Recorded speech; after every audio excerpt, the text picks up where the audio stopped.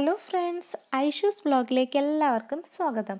ഞാൻ ഇന്നിവിടെ വന്നിരിക്കുന്നത് നമ്മുടെ മലബാർ സ്പെഷ്യൽ സ്നാക്കായ കോഴിയടയുടെ റെസിപ്പി ആയിട്ടാണ്. അപ്പോൾ നമുക്ക് വീഡിയോയിലേക്ക് പോകാം.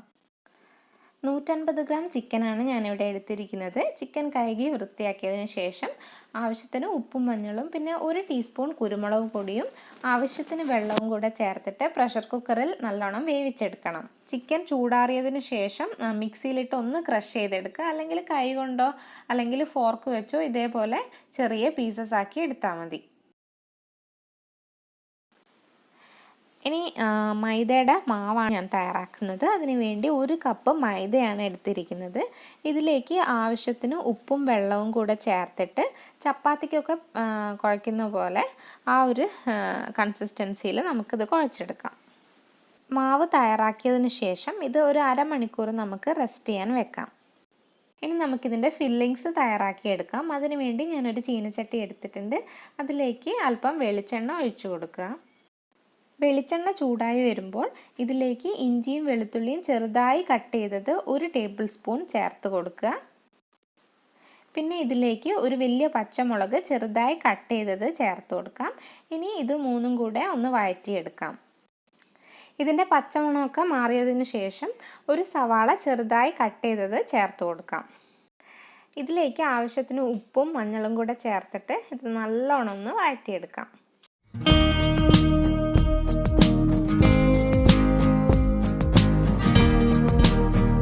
ഇതിലേക്ക് ഇനി 1/2 ടേബിൾ സ്പൂൺ മുളക് പൊടിയും 1 ടീസ്പൂൺ മല്ലിപ്പൊടിയും കൂടെ ചേർത്തിട്ട് ഇതിൻ്റെ പച്ചമണം ഒന്ന് മാറുന്നത് വരെ ഒന്ന് മിക്സ് ചെയ്ത് കൊടുക്കാം. മുളക് പൊടിയും പച്ചമുളകും പിന്നെ ഉപ്പുമൊക്കെ നിങ്ങളുടെ ആവശ്യത്തിനനുസരിച്ച് ചേർത്ത് കൊടുത്താൽ മതി. പൊടികളുടെ പച്ചമണമൊക്കെ മാറി വന്നിട്ടുണ്ട്.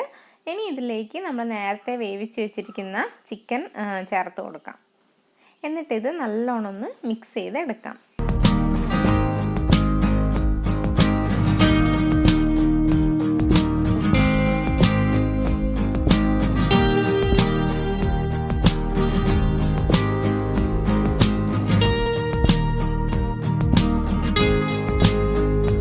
ഇതിലേക്ക് ഇനി 1 ടീസ്പൂൺ ഗരം മസാല കൂടെ ചേർത്തിട്ട് നന്നായി ഒന്ന് മിക്സ് ചെയ്തെടുക്കാം.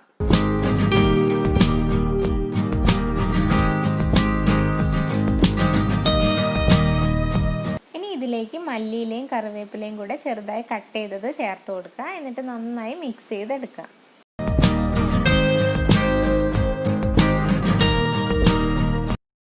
ഇനി ഫ്ലെയിം ഓഫ് ചെയ്ത് ഇതൊന്ന് ചൂടാറാൻ വെക്കാം.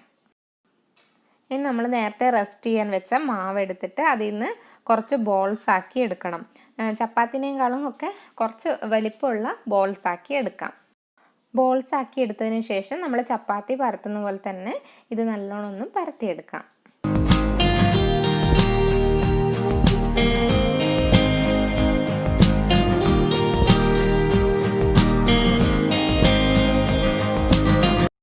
ഒരുപാട് നൈസായി അങ്ങ് പരത്തരുത്, കുറച്ച് കട്ടിയിൽ വേണം പരത്തിയെടുക്കാൻ.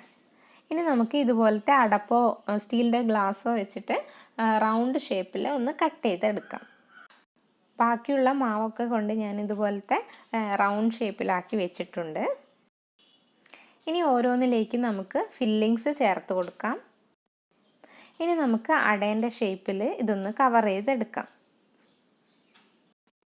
ഇനി ഇതിൻ്റെ എല്ലാ സൈഡും ഒന്ന് പ്രസ് ചെയ്ത് കൊടുക്കാം.